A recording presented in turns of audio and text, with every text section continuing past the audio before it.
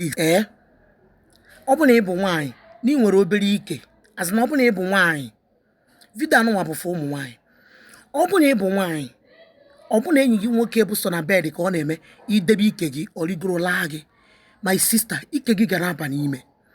O dogo anya na ị nwere obere ike na ị nwere ntachiri ike azin ike ndị jakicha anyị, my sister, mgbe ọ bụ na enyi gị nwoke ma ọ dị gị chiri la gị si ala gị dọgị. Ịmakwa ihe bụ dọgị? Dọgị bụ esi etu ọ bend ya like this, jide aka like this, nwoke si n'azụ bido aka n'ala ma ọ bido aka n'enu bed ma ọ bido aka n'enu oche ma ọ bido aka n'enu fridge ma ọ bido aka n'enu ten ọbụla dining table dị there. Your position bụ dọgị, maka na nwoke na-ala gị dọgị si n'azụ na-ala gị dọgị.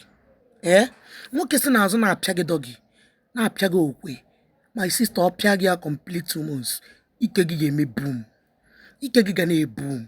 Mana nwoke si n'enu bed ekpudebe ike gị na-adịrị adị wee nyanye ya wee na-ala gị, ike gị ga na-aba n'ime.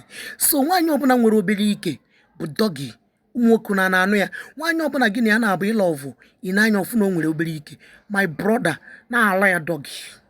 Dọgị na-ebufute ike ụmụ nwaanyị pempe. Yes.